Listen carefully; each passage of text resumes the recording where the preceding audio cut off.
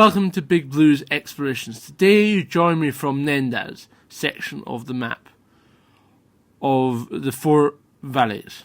Coming down from the top of the resort, one of the highest points of the resort, down the Yellow Run, which was quite challenging. Lots of moguls and white firm underneath the cable car as I descended. It's got a very well defined track if you're willing to keep to the post. Otherwise you do have a little bit of free skiing as you come down, more like a single black diamond rather than a double black diamonds. The moguls in certain places could call it double black, but overall just basically an off-pisted black with attitude, as some people may say.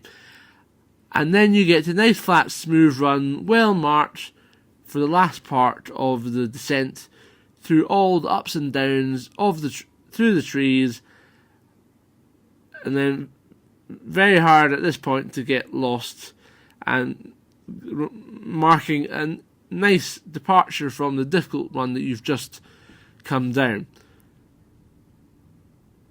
Skiing down this run, and then I get to the bottom and I'm thinking, where am I? And after speeding some, I realised that actually I'd gone down a different run than what I wanted to. So rather than being in Nendaz, I was at Verbier. Luckily, you just had to take one lift to go over to Nendaz. What I found when I got to Nendaz was that the skiing, nice long runs all around like a central lift area with a couple of different options. Not everything was open because there was a bit more snow required, but the lifts were quite quiet. The runs were a little bit busy because there was some school trips there at the time, but overall excellent experience. I did notice that there's quite a few restaurants around there which were more reasonable than I had seen in the Verbier section, and it seemed to be quite popular there. Are staying in the Four Valleys, then I think somewhere like Nendaz or Verbier, which offer very reasonable accommodation rates, offer the best place for you to stay for your trip. There are other places like Vuzon or Thion, but they're a bit lower, and maybe the snow getting down to them is not as good quality as you would have in Nendaz or Verbier.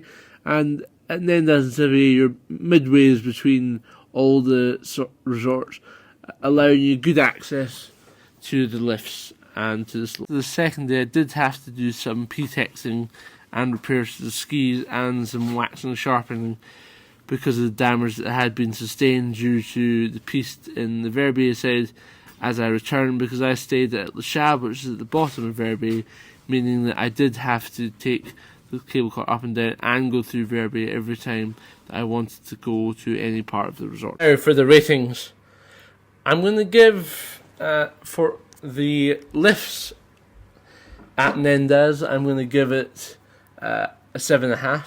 For the run conditions, I'm going to give it a 9. For the facilities and access to the lifts, again I'm going to give it a 9.